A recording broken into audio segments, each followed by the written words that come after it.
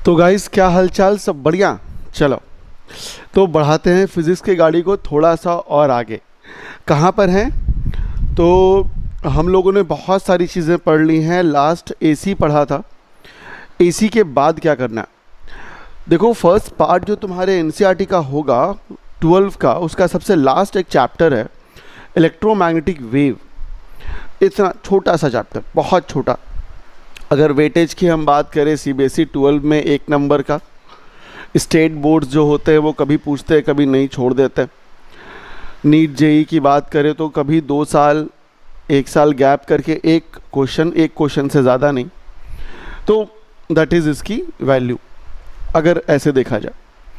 लेकिन concept wise अगर इस चैप्टर की बात करें ना, तो ये चैप्टर बहुत ही कॉन्सेप्चुअल है। जो हमने यहाँ 12 में 7 चैप्टर्स पढ़े हैं, समझो कि उन 7 चैप्टर का निचोड़ इसमें दिया हुआ है। और यूजुअली क्या होता है कि बच्चे इसको छोड़ देते हैं, या फिर होता क्या है कि इसको परेशान बहुत ज़्यादा इससे हो जाते हैं।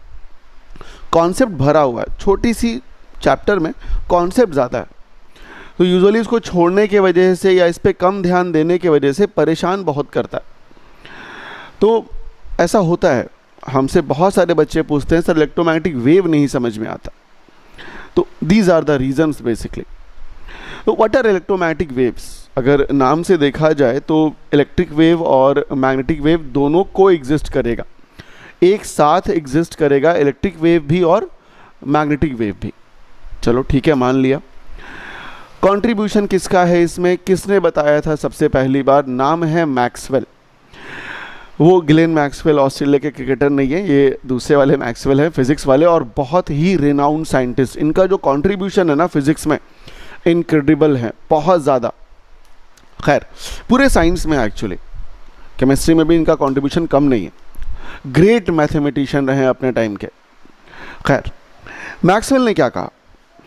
मैक्सवेल ने ये कहा कि हम लोग एक फैराडे का लॉ पढ़ चुके थे पहले। फैराडे के लॉ में कहा गया है कि अगर मैग्नेटिक फ्लक्स को आप चेंज करोगे तो with the change in magnetic flux electric current वहाँ पर आ जाएगा। मतलब मैग्नेटिक फ्लक्स में चेंज कराओगे तो करंट आ जाएगा। मैग्नेटिक फ्लक्स में जो चेंज हो रहा था वो बेसिकली चेंज हो रहा था मैग्नेटिक फील्ड में, है ना। मैग्नेटिक फील्ड के वजह से ही मैग्नेटिक फ्लक्स चेंज होता है। तो हम सीधा सीधा ये कह सकते हैं कि with the change in magnetic field वहाँ पर करंट आएगा। ठीक है।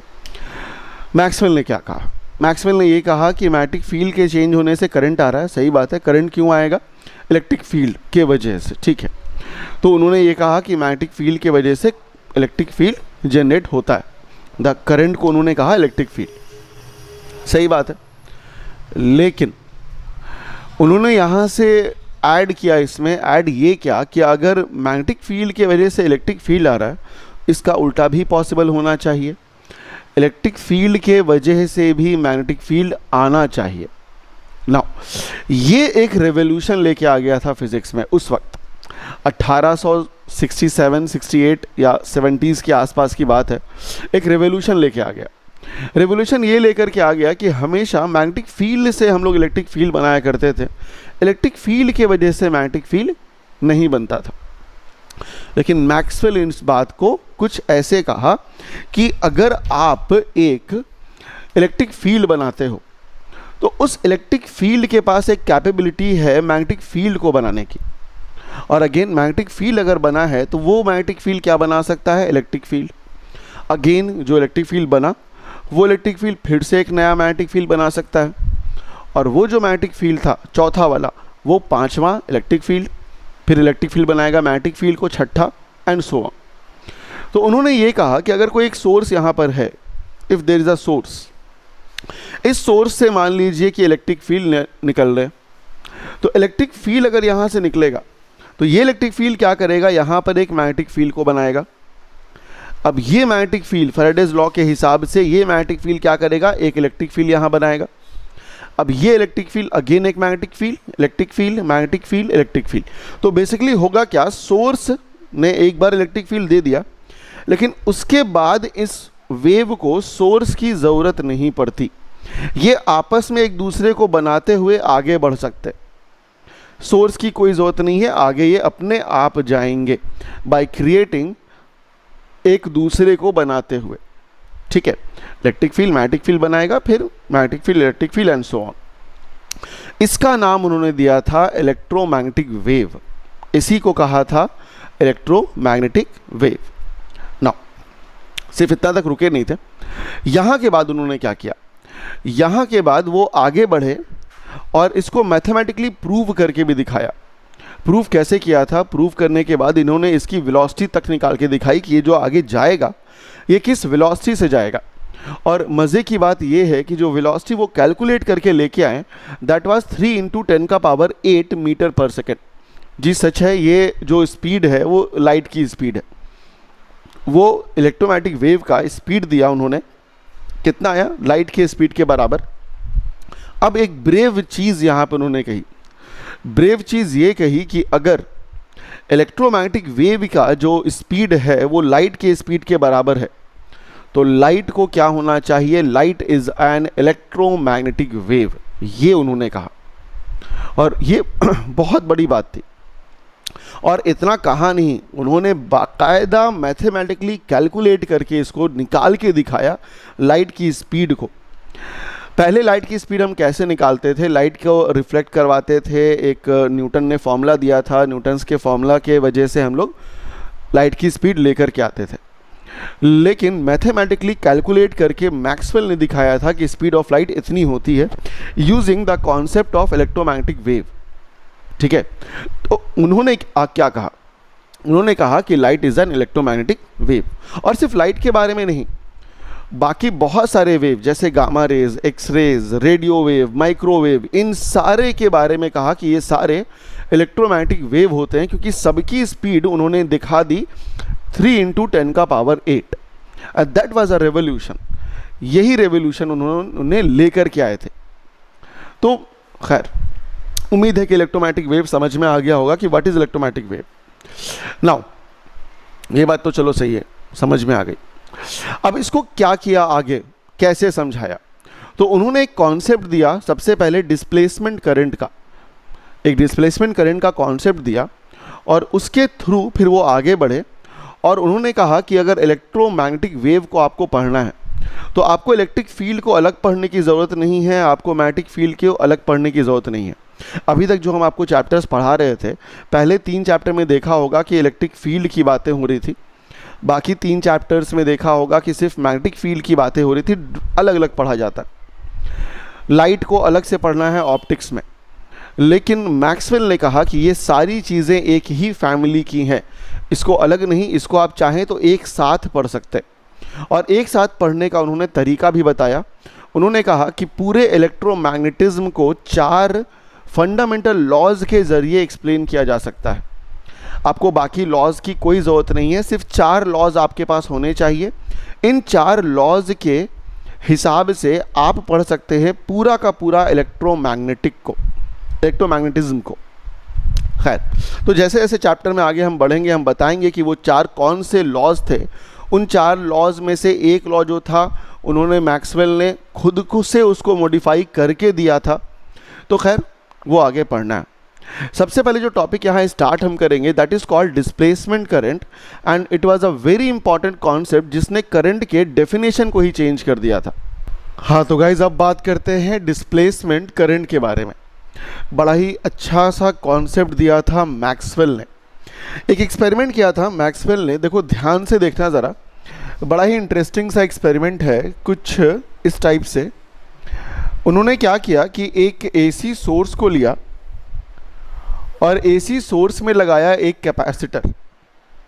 ठीक है, चलो एक कैपेसिटर लगा दिया जाएगा, ऐसे एक स्विच लगा दिया कुछ इस तरीके से। नाउ व्हाट हैपेंड, ये आपका कैपेसिटर,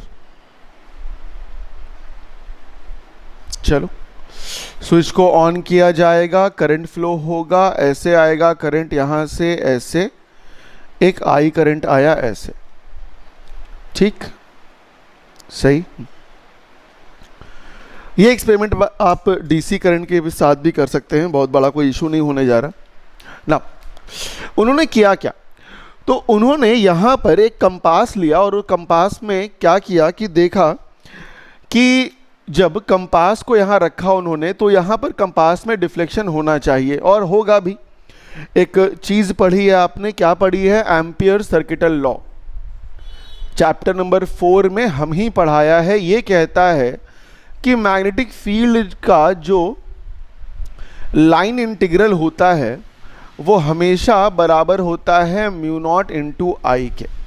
ठीक, एम्पियर के हिसाब से करंट और मैग्नेटिक फील्ड में ये रिलेशन है। जहाँ पर करंट होगा वहाँ पर मैग्नेटिक फील्ड का आना तय है, वहाँ पर आएगा ही। कैसे आएगा? तो उसने, मैक्सवेल ने ये कहा यहाँ पर एक सर्किल ड्रॉ कीजिए इस तरीके से और इसमें ऐसे मैग्नेटिक फील्ड आएगा। ठीक है, इस तरीके से मैग्नेटिक फील्ड आएगा। ऐसे क्या कहा था? Amperes loop. धीरे धीरे याद आएगा, 4th चैप्टर। अब यहाँ पर क्या होना चाहिए? एक मैग्नेटिक कंपास को अगर रखेंगे तो हाँ ठीक है, डिफ्लेक्शन होगा, जाहिर सी बात, और हुआ भी। करंट यहाँ से आ रहा था, आते आते आते आते यहाँ पहुँचा। यहाँ क्या हो रहा है? तो यहाँ पर मान लीजिए कि ये पॉजिटिव और ये नेगेटिव था, तो एक नेगेटिव चार्ज यहाँ आएगा, एक पॉजिटिव चार्ज यहाँ आएगा। ठीक है, अगर आपसे हम ये पूछें कि करंट क्या होता है तो करंट के लिए आप हमको ये बोलेंगे सर dq/dt होता है। चलो, होना भी चाहिए। डेफिनेशन के हिसाब से rate of flow of charge, मतलब जहां पर चार्ज फ्लो करेगा वहां पर करंट आएगा, जहां पर करंट आएगा वहां मैग्नेटिक फील्ड आएगा। सही बात है, अभी तक सारी बातें सही है। यहां से आ रहा है करंट, यहां पर कंपास को रखेंगे, डिफ्लेक्शन होगा। यहां क्या होगा? क्या यहां पर चार्ज फ्लो कर सकता है कैपेसिटर प्लेट के अंदर में? तो आपका आंसर होगा नहीं सर, कैपेसिटर प्लेट के अंदर में तो कुछ है ही नहीं, तो वहां चार्ज जाएगा कैसे? जैसे स्पेस में कुछ नहीं होता, तो वहां चार्ज कैसे फ्लो करेगा? नहीं करेगा। यहां पर क्या होना चाहिए? अगर यहां पर हम एक एम्पियर्स लूप ऐसे बना दें इस तरीके से, ठीक, there is no current inside the Ampere's loop. यहां अगर कोई पूछेगा कि मैग्नेटिक फील्ड कितना है, लाइन इंटीग्रल निकाल के देखो, मैग्नेटिक फील्ड 0, करंट की वैल्यू 0, मैग्नेटिक फील्ड भी 0। तो यहां पर अगर कंपास के निडल को लेके जाओगे, there should be no deflection, तो यहां पर B हमारा आएगा और यहां पर देखा जाए तो B की वैल्यू 0 हो जाएगी, यहां पर 0 नहीं होगी। किस हिसाब से? ACL के हिसाब से और इसके हिसाब से। चलो, लेकिन जब मैक्सवेल ने एक्सपेरिमेंट को किया और कंपास को लेकर के आए, कंपास को जैसे रखा ना यहाँ पर, तो एक डिफ्लेक्शन हुआ। कंपास का निडल कैसा होना चाहिए था? कंपास का निडल सीधा होना चाहिए था, वो ऐसे डिफ्लेक्ट हो गया। चलो सही है, यहाँ तो डिफ्लेक्शन आना ही था, मैग्नेटिक फील्ड है। लेकिन जब इसके अंदर रखा तो भी कंपास का निडल डिफ्लेक्ट हो गया। अब प्रॉब्लम यहाँ पर ये है कि भैया यहाँ क्यों हुआ? यहाँ तो मैग्नेटिक फील्ड नहीं होना चाहिए। अब डिफ्लेक्शन हुआ है, मतलब मैग्नेटिक फील्ड ज़रूर है वहाँ पर। अब यहाँ पर आपका प्रॉब्लम क्रिएट हो गया। प्रॉब्लम ये क्रिएट हो गया कि करंट तो है नहीं, सो अगर कंपास का निडल डिफ्लेक्ट हो रहा है तो मैग्नेटिक फील्ड कहाँ से आ रहा? भूत प्रेत थोड़े वहाँ पर। इस चीज़ को मैक्सवेल ने पकड़ा और यहाँ से देखा जाए तो उन्होंने करंट की डेफिनेशन ही चेंज कर दी। उन्होंने ये कहा कि भैया आप जो आज तक पढ़ते आ रहे थे वो इनकम्प्लीट है। आप आज तक ये पढ़ते आ रहे थे कि चार्ज के फ्लो होने से करंट पैदा होता है, सही बात है, लेकिन ये कंप्लीट बात नहीं है और यहाँ वो दिख भी रहा है। यहाँ पर जो आपका मैग्नेटिक फील्ड पैदा हो रहा है वो करंट के वजह से ही पैदा हो रहा है, लेकिन ये करंट जो है वो इस तरीके से डेवलप नहीं हो रहा, ये जो चार्ज के फ्लो होने से डेवलप नहीं हो रहा, ये किसी और रीज़न से डेवलप हो रहा है जिसके बारे में आप लोग नहीं जानते। ये डेवलप हो रहा है इलेक्ट्रिक फील्ड में चेंज होने के वजह से। अगर आपने यहाँ AC सोर्स लिया है तो यहाँ आपका जो कैपेसिटर प्लेट होगा, कभी उसमें ज़्यादा चार्ज जाएगा, कभी कम चार्ज जाएगा। एक इलेक्ट्रिक फील्ड यहाँ होगा इस प्लेट और इस प्लेट के बीच में, एक इलेक्ट्रिक फील्ड यहाँ पर होगा and this electric field will be a varying electric field. This electric field will not be constant, ये कांस्टेंट फील्ड नहीं है, ये वैरिंग फील्ड है। वैरिंग फील्ड इस वजह से है क्योंकि एसी सोर्स आपने लगाया हुआ है। तो मैक्सवेल ने कहा कि अगर आप इलेक्ट्रिक फील्ड को वैरी करते हो, इलेक्ट्रिक फील्ड में चेंज करते हो, तो वहाँ पर एक करंट पैदा होता है, और ये क्या काम करता है, ये सेम वही काम करता है जो आपका चार्ज के फ्लो होने से जो करंट आया था वो काम करता है। दोनों का काम सेम है। काम क्या है? मैग्नेटिक फील्ड को पैदा करना। अगर आप देखिएगा कभी ऐसा होता है ना कि कभी आपको कोई काम दिया गया लेकिन आप अगर नहीं कर रहे हो तो आपने किसी और को बोल दिया कि मेरे जगह पे वो काम कर दे। What is that? That is replacement, है ना, वो आपका रिप्लेसमेंट है। होता है ऐसा, टीचर्स लोग स्कूल में नहीं आते, उसकी जगह कोई सब्स्टिट्यूट टीचर आके सेम चीज पढ़ाते हैं आपको। So that is called replacement. तो सिमिलरली यहां पर भी जो इलेक्ट्रिक फील्ड हम वैरी कर रहे थे वो क्या कर रहा है? वो करंट को रिप्लेस कर रहा है, that is doing the exact same work as a current would do. उसका नाम उन्होंने दिया डिस्प्लेसमेंट करंट। तो व्हाट इज डिस्प्लेसमेंट करंट? अगर डेफिनेशन से ही आगे बढ़े तो देखो क्या होता है। डिस्प्लेसमेंट करंट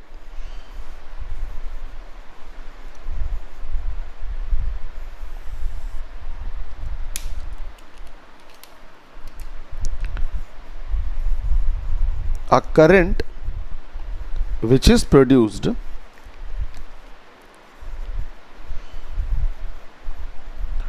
by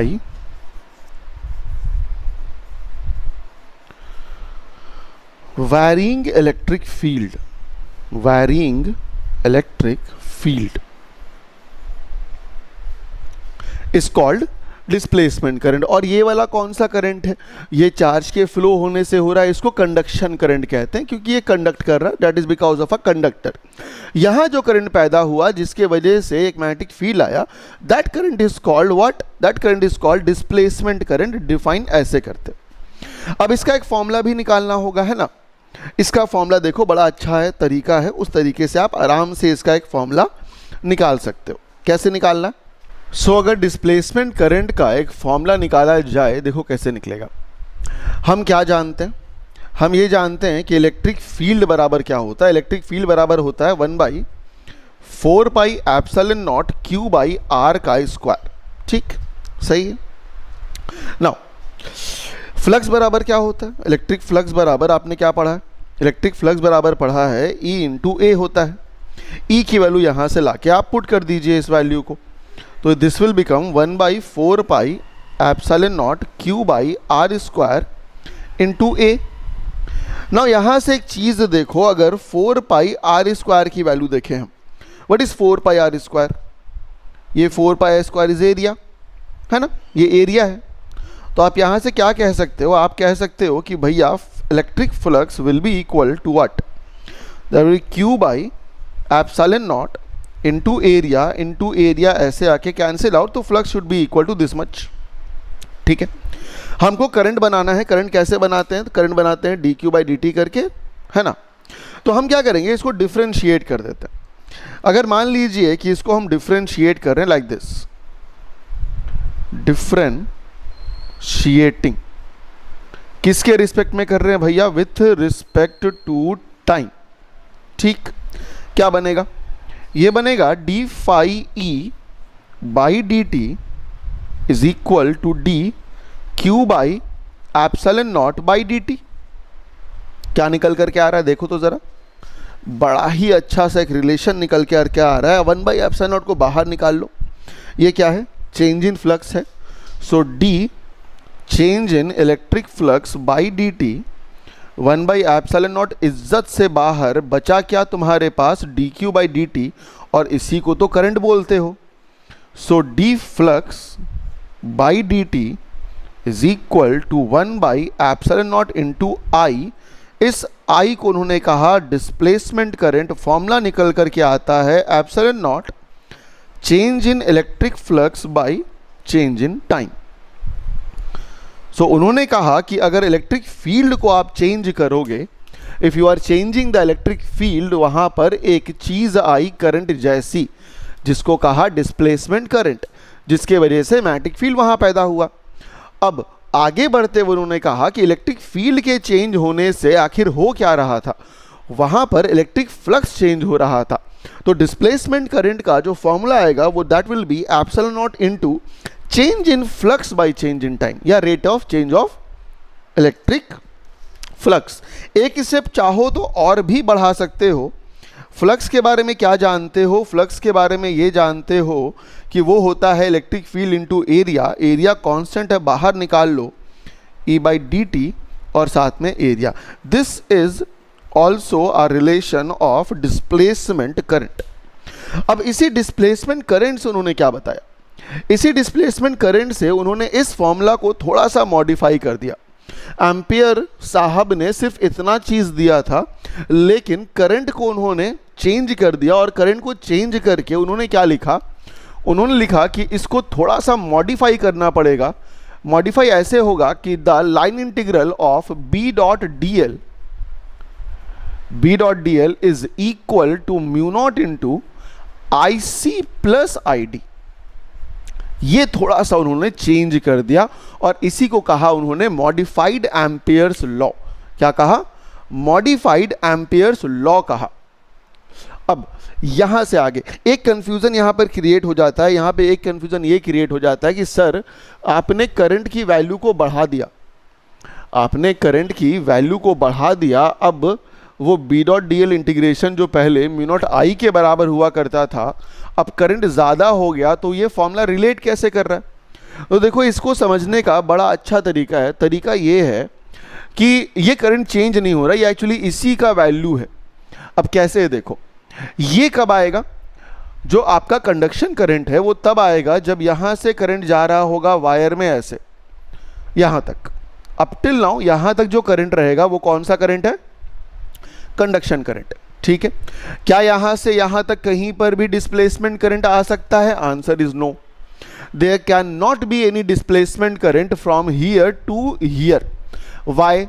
बिकॉज यहां से यहां तक इलेक्ट्रिक फ्लक्स चेंज होगा ही नहीं, और इलेक्ट्रिक फ्लक्स चेंज अगर होगा तब ना डिस्प्लेसमेंट करंट आएगा। सो आप ये देख सकते हैं कि करंट जो हमारा आएगा that is equal to IC plus 0। कहां से कहां? यहां से यहां। नाउ इसके अंदर क्या होगा? कैपेसिटर के अंदर के करंट की बात हम करें तो वहां पर डिस्प्लेसमेंट करंट होगा, कंडक्शन करंट नहीं होगा, क्योंकि भैया वहां पर चार्ज को फ्लो करवाने का कोई जरिया है ही नहीं। चार्ज फ्लो करेगा तब तो कंडक्शन करंट आता है। तो यहां पर कैपेसिटर के अंदर क्या होगा? वहां के करंट को देखें अगर, ये 0 हो जाएगा और ये आ जाएगा, और इन दोनों की वैल्यू होती है सेम। इन दोनों की वैल्यू क्या होती है? सेम होती है। तो आपके इस रिलेशन में कोई फर्क नहीं पड़ेगा, बस करंट के डेफिनेशन में थोड़ा सा फर्क पड़ा कि अगर चार्ज फ्लो करवाते हैं तो जो करंट आता है that is called conduction current, और अगर चार्ज फ्लो नहीं हो पा रहा है वहां पर इलेक्ट्रिक फील्ड को आप चेंज करें, या फिर इलेक्ट्रिक फ्लक्स को आप सीधा सीधा बोल दें कि चेंज करें, वहां पर भी एक करंट आता है, and that current is called displacement current. तो आई गेस कि डिस्प्लेसमेंट करंट आपका पूरी तरीके से क्लियर हो गया होगा। अब यहाँ से आगे बात करेंगे मैक्सवेल्स के इक्वेशन के बारे में। मैक्सवेल चचा ने क्या कहा है? मैक्सवेल ने कहा कि पूरे इलेक्ट्रिसिटी या इलेक्ट्रिक और मैग्नेटिक को आप लोग अलग अलग मत पढ़ो, ये एक ही फैमिली का हिस्सा है, और आप पूरे इलेक्ट्रोमैग्नेटिज्म को सिर्फ 4 बेसिक इक्वेशंस से समझ सकते हो। बाकी आपको और किसी रूल को समझने की ज़रूरत नहीं है। 4 बेसिक रूल्स को अगर आप समझ जाओ तो आप पूरे के पूरे इलेक्ट्रोमैग्नेटिज्म को आराम से पढ़ सकते हो।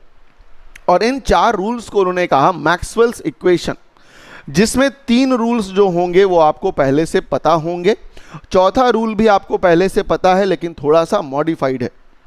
तो आइए देखते हैं कि व्हाट इज मैक्सवेल्स इक्वेशंस। हाँ तो गाइज अब बात कर लेते हैं मैक्सवेल के इक्वेशंस की। क्या थे मैक्सवेल के इक्वेशंस? सो उन्होंने क्या किया, उन्होंने कोई एक्सपेरिमेंट नहीं किया, उन्होंने कोई कुछ परफॉर्म नहीं किया। उन्होंने क्या किया? डीप स्टडी की। डीप स्टडी किस चीज़ की? डीप स्टडी की इलेक्ट्रिक फील्ड की और मैग्नेटिक फील्ड की। उन्होंने 4 इक्वेशंस को निकाला और कह दिया कि आप इलेक्ट्रिक फील्ड और मैग्नेटिक फील्ड को अलग अलग ना पढ़ें, चारों को एक जगह पढ़ें। दोनों को एक जगह पढ़ें और दोनों को 4 इक्वेशंस के हेल्प से समझा जा सकता है। और उन्होंने कहा इलेक्ट्रोमैग्नेटिक वेव। अब देखो क्या करते हैं वहाँ से। सो अगर हम टॉपिक का नाम दें तो topic will be like this, Maxwell's equation. Maxwell's equation. Now what are these equations? So अगर सबसे पहले इक्वेशन की बात करें तो सबसे पहला इक्वेशन उन्होंने ये वाला लिया था, Gauss law of electric field.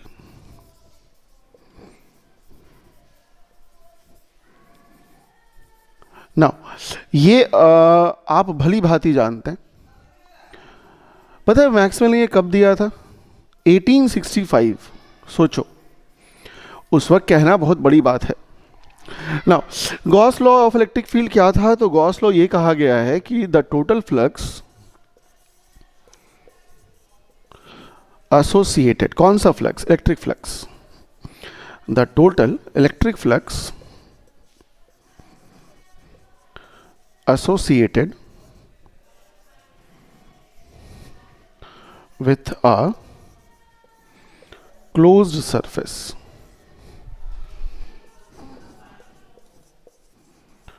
is 1 by epsilon naught times the total charge. The total charge enclosed in it. Enclosed in it. ठीक है, मतलब क्या हुआ इसका? आप ये भली भांति जानते हैं। क्या जानते हैं? जो फ्लक्स होता है that can be given by what? That can be given by integration of E dot ds that is always equal to Q internal by epsilon naught. So इसको एक बेसिक लॉ उन्होंने माना था। किसने? मैक्सवेल ने। और ये कौन सा लॉ था? गॉस के द्वारा दिया गया लॉ था, जिसको उन्होंने अपना पहला लॉ कहा। मैक्सवेल इक्वेशन का पहला इक्वेशन क्या है? ये वाला, गॉस लॉ। और ये आप पहले से जानते हैं। सेकंड इक्वेशन क्या?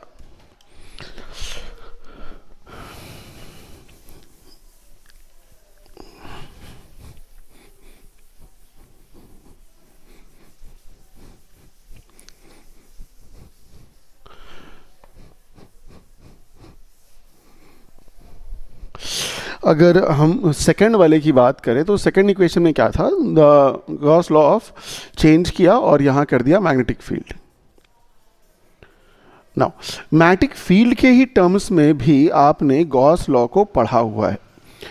क्या था? जरा याद दिला दे। चैप्टर नंबर 4 में था शायद। ये था क्या? The total magnetic flux. वहां पर इलेक्ट्रिक फ्लक्स था, right? The total magnetic flux associated with a magnetic dipole. याद है ना मैग्नेटिक डाइपोल क्या था? सो अगर मैग्नेटिक डाइपोल बोलो या आप बार मैग्नेट भी बोल सकते हो, dipole is always equal to 0, is always equal to 0। कहने का मतलब क्या हुआ कि अगर इसी फ्लक्स की आप बात करें मैग्नेटिक फील्ड के टर्म्स में, so that will be integration of इस bar B dot D S, correct? That will always be 0, that will always be 0। और यहाँ से उन्होंने बेसिकली कहा क्या? आप जानते होंगे, अगर मैग्नेट की बात करें तो मैग्नेट में हमेशा एक डाइपोल एग्जिस्ट करता है। This is north pole, this is south pole, right? और ये अगर आप ऐसा लगाते हो, the flux will be 0, flux will be 0। इससे मैक्सवेल ने क्या प्रूव कर सके? वो ये प्रूव कर सके कि नॉर्थ पोल को अलग या साउथ पोल को अलग करना पॉसिबल नहीं है। Monopole does not exist. जो मेन इसका ये था कि वो मोनोपोल डज नॉट एग्जिस्ट। बस ऐसा इलेक्ट्रिक फील्ड के केस में नहीं होता। इलेक्ट्रिक फील्ड के केस में अगर आपको याद होगा, प्लस चार्ज भी एग्जिस्ट करता है, माइनस चार्ज भी एग्जिस्ट करता है, और दोनों साथ में मिल करके अगर रहे तो ये भी एग्जिस्ट करता है, डाइपोल, है ना? But in case of magnet सिर्फ आपका डाइपोल एग्जिस्ट करता है, मोनोपोल्स डज नॉट एग्जिस्ट। तो ये प्रूव करता है आपका Gauss law in magnetic field. चलो ये दो इक्वेशंस हो गए मैक्सवेल के, आसान है, पहले से पढ़ा हुआ। अब तीसरा वाला जो था वो थोड़ा सा आपने वो भी पढ़ा है इलेक्ट्रोमैग्नेटिक इंडक्शन में। देखिए तीसरा क्या है। हाँ, तो थर्ड इक्वेशन क्या था मैक्सवेल का? अगर मैक्सवेल की बात माने, थर्ड इक्वेशन बहुत ही फेमस फैराडेज लॉ, याद होगा अगर आपको चैप्टर नंबर 6 में आपने पढ़ा है, Faraday's law of electromagnetic induction, ये पढ़ा हुआ है। क्या लॉ है? सो अगर इस लॉ की बात माने,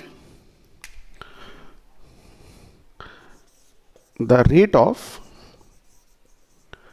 change of magnetic flux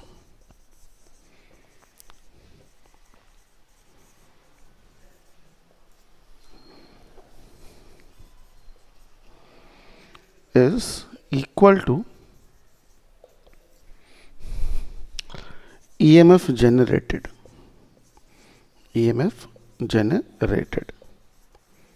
ये आपने पढ़ा। मतलब कहने का मतलब ये हुआ कि फैराडे ने ये कहा है कि अगर आपका पास एक मैग्नेटिक फील्ड है और उस मैग्नेटिक फील्ड को अगर आप चेंज कर रहे हो तो मैग्नेटिक फ्लक्स को चेंज करोगे, जाहिर सी बात है। तो अगर मैग्नेटिक फ्लक्स को आप चेंज कर रहे हो तो एक ईएमएफ जनरेट होता है, and that EMF can be given by minus of D phi by D T. हाँ, ये फाई किसका है? मैग्नेटिक फील्ड का, ये याद रखना। ऐसे थोड़ा सा अगर आप चाहें तो आगे बढ़ सकते हैं। अगर ईएमएफ की हम बात करें तो ईएमएफ है क्या? ईएमएफ एक वोल्टेज है, right? EMF is just a voltage ना। और वोल्टेज और इलेक्ट्रिक फील्ड में एक रिलेशन पढ़ा था चैप्टर नंबर 2 में कि इलेक्ट्रिक फील्ड बराबर होता है minus of DV by D L, या डी आर या डी एक्स, कुछ भी ले लीजिए आप। माइनस साइन को इग्नोर अगर कर देंगे, सिर्फ मैग्नीट्यूड की बात करेंगे, तो बेसिकली होता ये है कि potential difference is equal to E into D L. So potential difference को आप ईएमएफ लिख सकते हो, तो आप इसको ईएमएफ लिख दो, और ये क्या कहलाएगा? ये कहलाएगा ई डॉट डी एल। और अगर आपको ये छोटा सा है, अगर मान लीजिए छोटा सा ईएमएफ यहाँ पर, तो अगर बड़ा सा ईएमएफ लिखना है आपको तो उसके लिए आप एक इंटीग्रेशन का साइन यहाँ लगा दें, बात खत्म हो गई। So EMF can be replaced by what? That value, integration of किसका? E dot D L. Okay, minus sign D. अच्छा, ये क्या होता है? फ्लक्स क्या होता है? फ्लक्स के बारे में अगर आप जानते हैं तो D of by D T, और फ्लक्स क्या होता है? ये होता है integration of B dot D S, ये होता है ना। सो अगर थोड़ा सा इसको एलाबोरेट कर दे तो ये क्या हो जाएगा? Electric field can be out, है ना, ये कांस्टेंट टर्म है। इसका एक और फॉर्म ये भी है कि इलेक्ट्रिक फील्ड, या फिर इलेक्ट्रिक फील्ड को ऐसे निकाल लो बाहर, integration of D L should be equal to minus of differentiation of what? Flux, B dot D S. So आपका ये एक मेन फॉर्मूला हो जाता है, और ये उसके डिराइव्ड फॉर्मूलाज आप कभी कभी अलग अलग बुक में देखेंगे, ठीक है। तो this was the third equation, Maxwell equation. Fourth वाला कौन सा? फोर्थ वाला भी आपको पहले से मालूम है, और टॉपिक का नाम था फोर्थ वाले में एम्पियर्स लॉ। हाँ, एम्पियर्स लॉ भी आपने पढ़ा हुआ है, चैप्टर नंबर 4 में ही पढ़ा है। सो उस लॉ को थोड़ा सा मॉडिफाई किया था थियोरिटिकली। किसने मॉडिफाई किया? मैक्सवेल ने। और उसको कहा मॉडिफाइड एम्पियर्स लॉ, जो बना फोर्थ इक्वेशन किसका? मैक्सवेल का। So what was the equation? हाँ, तो फोर्थ इक्वेशन क्या था मैक्सवेल का? अगर फोर्थ इक्वेशन की बात करें, नाम हो जाएगा modified Ampere's law. Now Ampere's law के बारे में आप लोगों को पहले से मालूम है, चैप्टर नंबर 4 में पढ़ा हुआ है, बायोट-सावर्त लॉ के बाद। क्या कहता था एम्पियर्स लॉ? याद कीजिए ज़रा। इन्होंने कहा था कि the line integral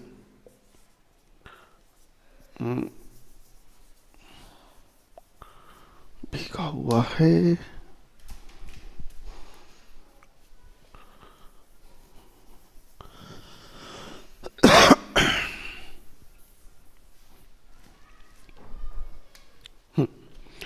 the line integral of magnetic field is always equal to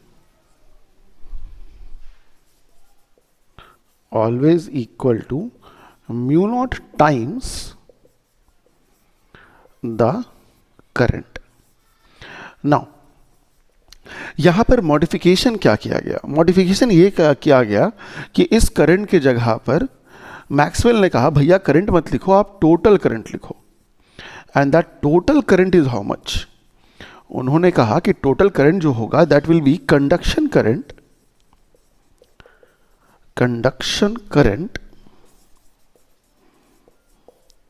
plus displacement current.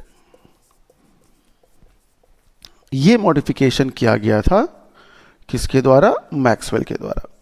ना कंडक्शन करंट और डिस्प्लेसमेंट करंट आप अच्छे से जान चुके हैं, वीडियो में स्टार्टिंग में ही हम बता चुके हैं कि what is displacement current. So this law becomes how much? इस लॉ को आप ऐसे जानते हैं कि B dot DL should equal to mu not into I.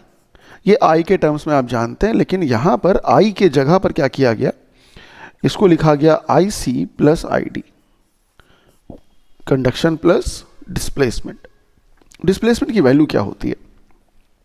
So this will become integration of B dot DL बराबर म्यू नॉट टाइम्स, ये तो ऐसा रह जाएगा, कोई दिक्कत नहीं. इसकी वैल्यू थी इसकी वैल्यू था epsilon not times change in electric flux by dt, like this, ऐसा कुछ करके.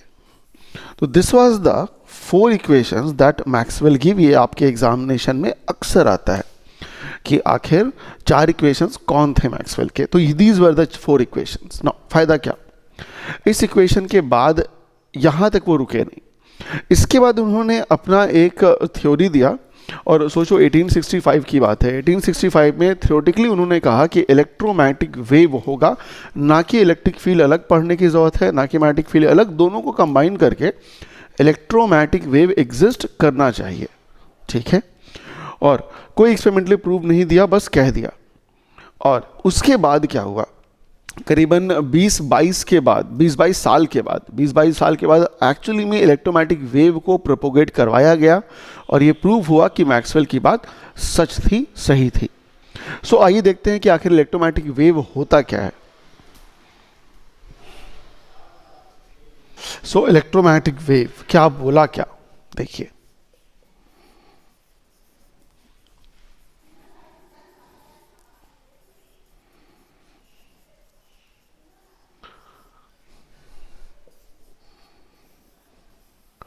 उन्होंने 2 बातें कही. उन्होंने ये कहा, सबसे पहला जो पॉइंट था मैक्सवेल का, उन्होंने ये कहा कि a time varying electric field will create magnetic field. और दूसरी बात उन्होंने ये कही कि आ टाइम वायरिंग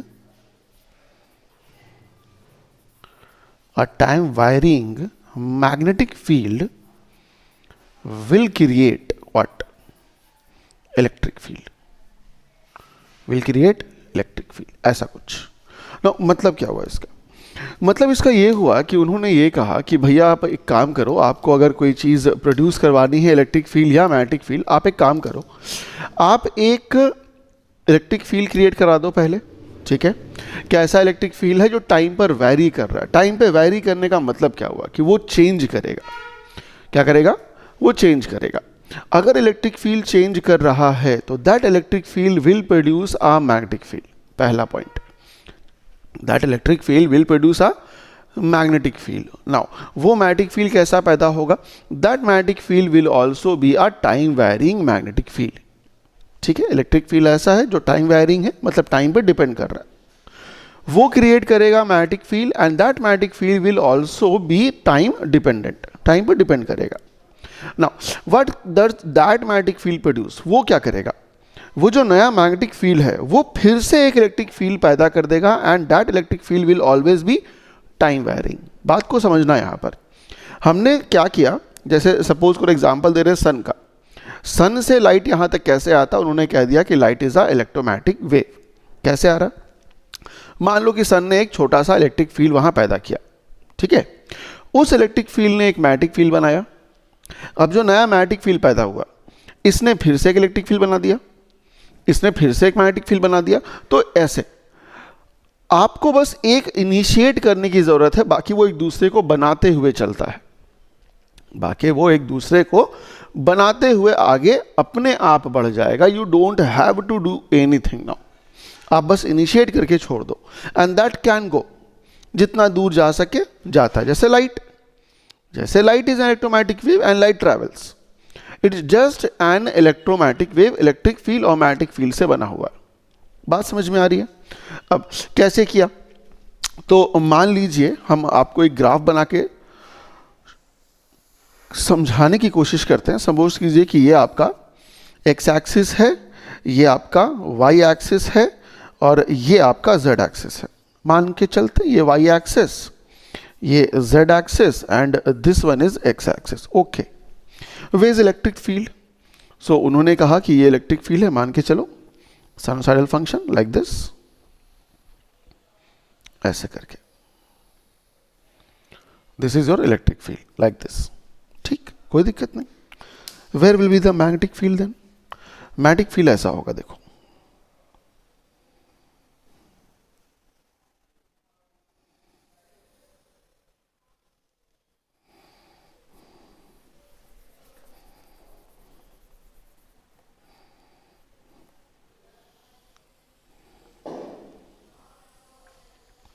ये कैसा है, जरा ध्यान से समझना है इस चीज को।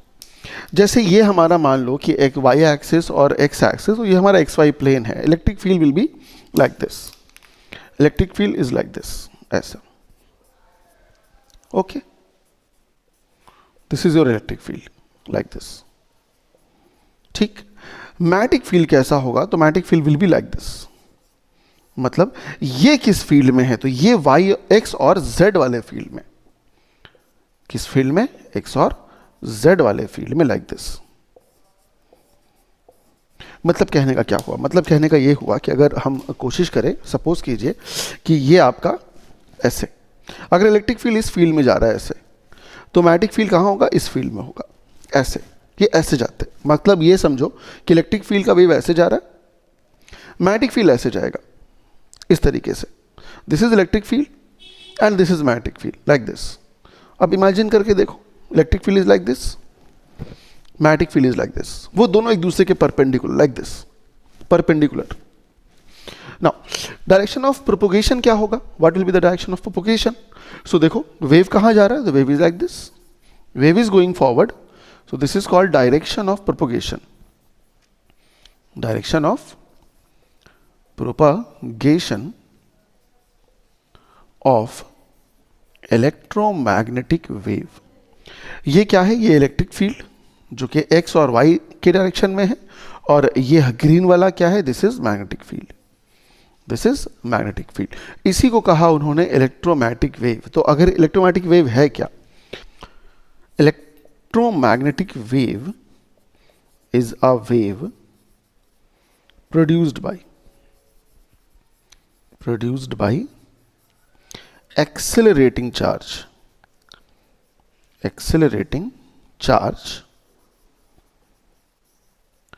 and is a combination of electric field and magnetic field which are mutually perpendicular to each other, mutually perpendicular to each other.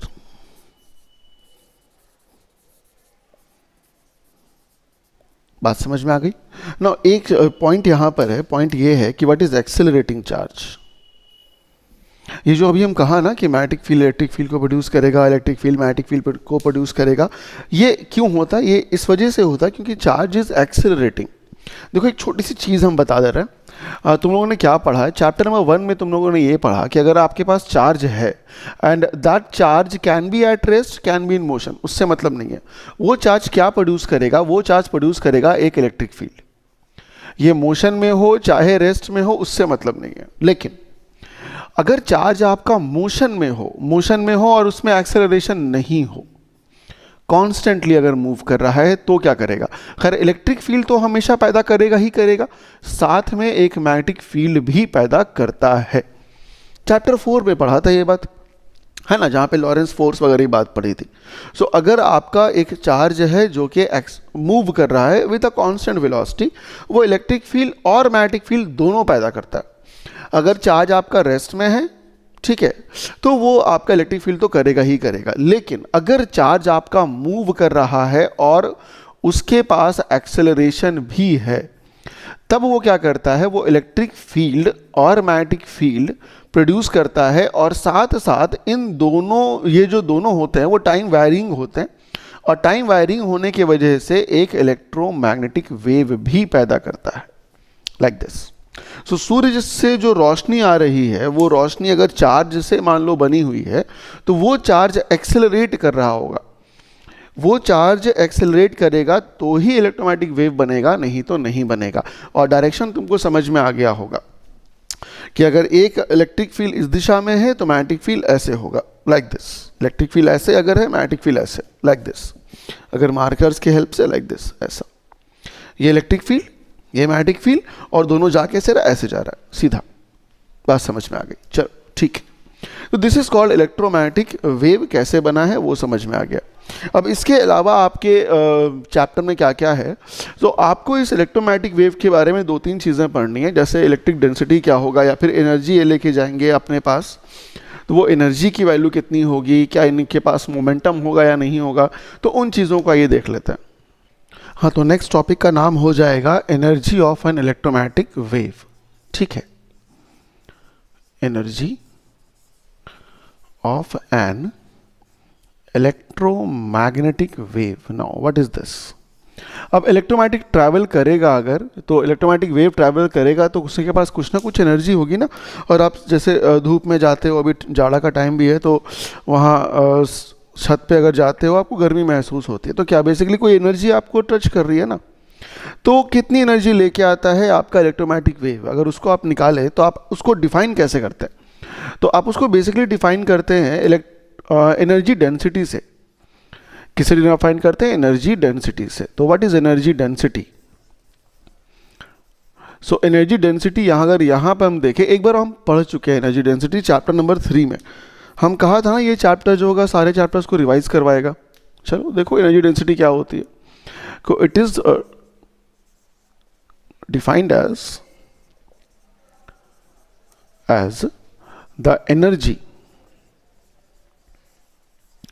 carried by an electromagnetic wave per unit volume. So that is called energy density, है ना। अब सोचो जरा, आपके पास 2 field थे वहां पे, electric field भी है और मैग्नेटिक फील्ड भी है, राइट। इलेक्ट्रिक फील्ड अपनी एक एनर्जी लेके जाएगा थोड़ी सी, मैग्नेटिक फील्ड अपनी एनर्जी लेके जाएगा। तो एनर्जी डेंसिटी को कैसे डिफाइन करते हैं? म्यू से डिफाइन करते हैं, यू से डिफाइन करते हैं, म्यू से छोटा यू ऐसा। और ये मान लीजिए इलेक्ट्रिक फील्ड की हम बात करें, इलेक्ट्रिक फील्ड की वजह से एनर्जी डेंसिटी फॉर्मूला याद होगा, चैप्टर नंबर 3 में पढ़ा है, 1/2 एप्सिलॉन नॉट इंटू ई का स्क्वायर, ऐसा कुछ। एक प्रॉब्लम ये है कि जो आपका इलेक्ट्रिक फील्ड है यहाँ पर वो टाइम वायरिंग है ना, वो टाइम के साथ चेंज कर रहा है। तो कभी भी कोई चीज़ चेंज करता है, और वो साइनोसॉइडल फंक्शन अगर आपने देखा होगा तो वो साइन पर डिपेंड करेगा। तो हम यहाँ इलेक्ट्रिक फील्ड का आरएमएस वैल्यू लेके चलते हैं। क्या लेके चलते हैं? आरएमएस वैल्यू लेके चलते हैं। सिमिलरली अगर यू बी की बात करें, the energy density due to magnetic field, ये कितना होगा? तो this will be 1/2 B, again RMS value का स्क्वायर बाई म्यू नॉट। यहाँ एप्सिलॉन नॉट और यहाँ म्यू नॉट यूज करते हैं आप। और एक अच्छी बात यह है कि दोनों इक्वल होता है। तो this is also always equal to this, always remember this will be equal to this. तो अगर टोटल एनर्जी डेंसिटी की हम बात करें तो what will be the total energy density?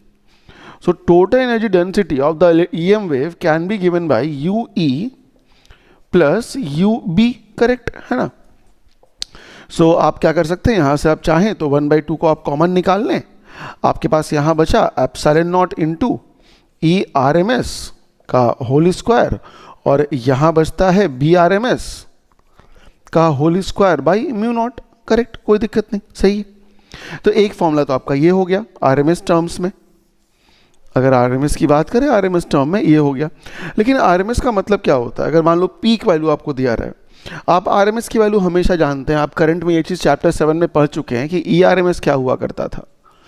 ये हुआ करता था ई नॉट बाई रूट टू, है ना।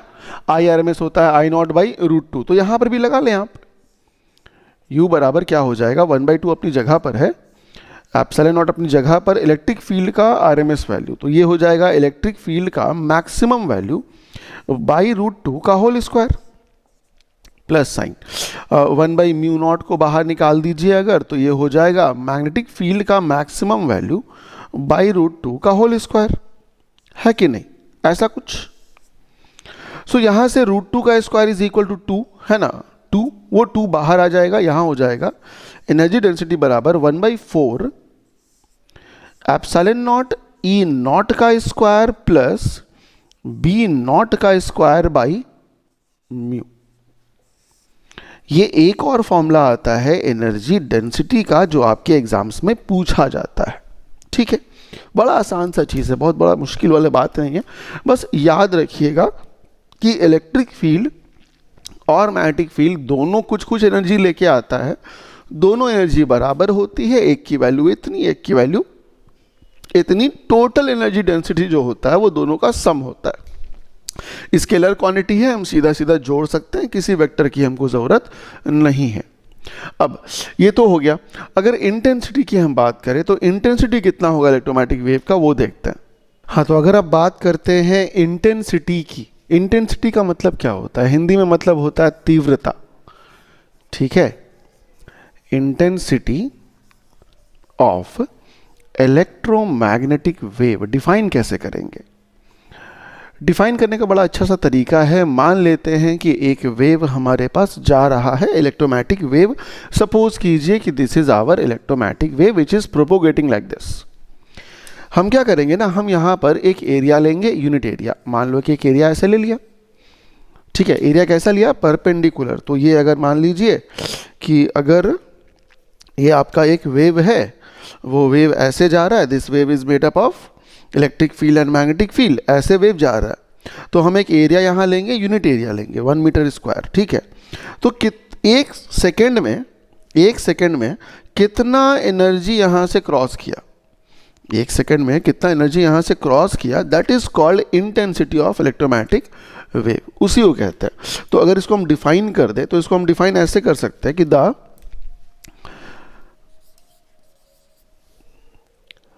Energy crossing per unit area per unit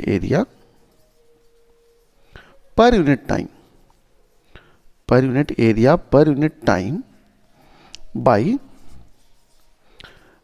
an electromagnetic wave is called intensity of electromagnetic wave. Okay. Now suppose करते हैं कि यहाँ से एनर्जी जा रही है, ठीक है।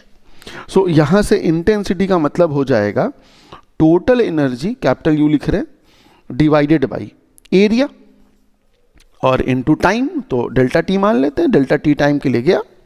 Total energy by unit area unit time, ठीक है। Okay, this is what, this is total energy, okay, by area into time.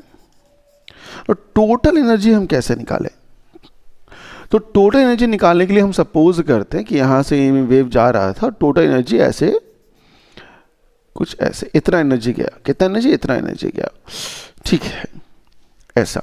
और यहाँ पे जो एनर्जी डेंसिटी थी, वो एनर्जी डेंसिटी क्या थी, स्मॉल यू, जो आपने निकाला अभी, एनर्जी डेंसिटी जो आपने अभी निकाला। अब सपोज करते हैं, ठीक है, total energy can be given by energy density energy density into volume, into volume, क्योंकि एनर्जी डेंसिटी क्या था, एनर्जी बाई वॉल्यूम नहीं था ना, तो एनर्जी निकालने के लिए एनर्जी डेंसिटी इनटू वॉल्यूम कर दिया ना। एनर्जी डेंसिटी हम स्मॉल यू से डिनोट करते हैं, कोई दिक्कत नहीं, ठीक है। ये किस स्पीड से जा रहा था, तो स्पीड कितनी इसकी, सी स्पीड रही होगी, और मान लो डेल्टा टी में ये यहाँ से यहाँ तक गया, तो इस लेंथ की वैल्यू कितनी हो जाएगी। हम क्या जानते हैं, हम ये जानते हैं कि वेलोसिटी बराबर होता है बाबू मेरा डिस्टेंस बाय टाइम, तो डिस्टेंस बराबर वेलोसिटी इनटू टाइम। सो ये डिस्टेंस कितना हो जाएगा, this distance will be velocity into time. तो वेलोसिटी कितना, सी वेलोसिटी से जाता है, टाइम कितना डेल्टा टी, इस लेंथ की वैल्यू कितनी हो गई, सी इंटू डेल्टा टी। और ये एरिया कितना लिया हमने, ये एरिया लिया कैपिटल ए। सो वॉल्यूम क्या हो जाएगा, वॉल्यूम को कहते हैं area into length. So length is how much, energy density into area, and length is C into delta T, correct, कोई दिक्कत नहीं। Length is equal to C into delta T. So intensity की value अब कितनी हो गई, intensity can be given by energy by area into T. Energy is equal to energy density into area into C into time.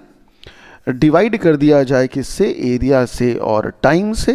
So this gets cancel out, this also gets cancel out. तो energy intensity is simply given by energy density into speed of light, correct, कोई दिक्कत नहीं। सो अगर intensity का formula निकाल दें हम, energy density का फॉर्मूला आपने देखा था अभी, 1/2 into epsilon not into E not का स्क्वायर, यही आया था ना, इंटू सी कर दो। या फिर इसको अगर आरएमएस के टर्म में आप लिखना चाहोगे तो ये कैसे लिखा जाएगा, ई नॉट इंटू ये हो जाएगा ई नॉट और √2 का होल स्क्वायर। इस 2 को यहाँ भेज दिया, √2 का होल स्क्वायर लिख सकते हैं, इंटू सी कर दिया। फाइनली आपको इंटेंसिटी का जो वैल्यू मिलेगा that will be this one into electric field RMS का square into C, like this. So either you have to remember this one और you have to remember this one, या अगर आप चाहें तो इसको मैग्नेटिक फील्ड के भी टर्म्स में लिख सकते हैं, कोई बहुत बड़ी बात नहीं है। In terms of magnetic field this will be 1/2, this epsilon naught will be replaced by mu naught and this will be replaced by b naught का स्क्वायर इंटू सी कर दो, या फिर this b RMS का square by mu not into C कर दो, like this, ऐसे। तो एक और चीज होती है इलेक्ट्रोमैग्नेटिक वेव की जो अक्सर आपसे पूछा जाता है कि मोमेंटम होता है कि नहीं। ना मोमेंटम के बारे में आप एक चीज जानते हैं, मोमेंटम का मतलब होता है मास इंटू वेलोसिटी, ठीक है। अब अगर आपके लेवल पे हम सवाल आपसे पूछें कि भैया मोमेंटम होता है कि नहीं, आप क्या बोलोगे, सर मोमेंटम नहीं होता। क्यों नहीं होता, एनर्जी है, एनर्जी है, उसके पास मास थोड़ा ना होगा। मोमेंटम के लिए मास इंटू वेलोसिटी, मास चाहिए, मास तो है नहीं उसके पास, तो फिर मोमेंटम कहाँ से आया। नहीं भैया मोमेंटम होता है उसके पास, ठीक है, ऐसा नहीं कि नहीं होता। तो मोमेंटम यहाँ पर निकाल करके दे दिया गया है। हमेशा याद रखना कि अगर इलेक्ट्रोमैग्नेटिक वेव का मोमेंटम चाहिए, उसका एक फॉर्मूला दे दिया गया है, आपको वो फॉर्मूला याद रखना होगा। Momentum is always equal to total energy by C, momentum is always equal to total energy by C होता है, ये याद रखना है, ठीक है। चलिए इसके अलावा क्या, इसके अलावा अगर मान लीजिए बहुत सारे इलेक्ट्रोमैग्नेटिक वेव का खोज किया गया इसके बाद, जैसे radio wave, microwave, infrared, visible light, आपका गामा रेज, एक्स रेज, ये सारे के सारे इसी फैमिली में आते हैं, इलेक्ट्रोमैग्नेटिक वेव के ही फैमिली में आते हैं। और अगर इसको मान लीजिए ना कि आप एक सीक्वेंस में लगाओगे, ठीक है, तो एक पैटर्न सा बन जाएगा, एक पैटर्न सा बन जाएगा। अगर कैसे लगाते हो, अगर आप वेवलेंथ के टर्म्स में लिखो या फ्रीक्वेंसी के टर्म्स में लिखो तो एक टेबल बनता हुआ नजर आएगा, ठीक है। सो वो टेबल क्या होता है वो देखिए, आपको वो टेबल याद कर लेना है, बस चुपचाप याद कर लीजिए, आपका आ गया। वो सिंपल पूछता है कि इस रेंज से इस रेंज तक फ्रीक्वेंसी अगर है तो कौन सा वेव होगा, या इस रेंज से इस रेंज तक फ्रीक्वेंसी है, बताइए कौन सा वेव होगा, बस इतना, ठीक है। तो वो अक्सर आपसे पूछता है, तो आपको बस एक टेबल दे रहे हैं, उस टेबल को याद करना है, ठीक है। इसके अलावा क्या करना है, इसके अलावा आपके एग्ज़ाम में कुछ ये पूछता है कि एक्स रेज़ का 2 यूज़ बता दीजिए, गामा रेज़ का 2 यूज़ बता दीजिए। वो सारी चीज़ों को हम बना के आपको देते रहे, वो आपको बस जो हम दे रहे हैं उसको आप सीधा सीधा याद कर लो, बस हो गया।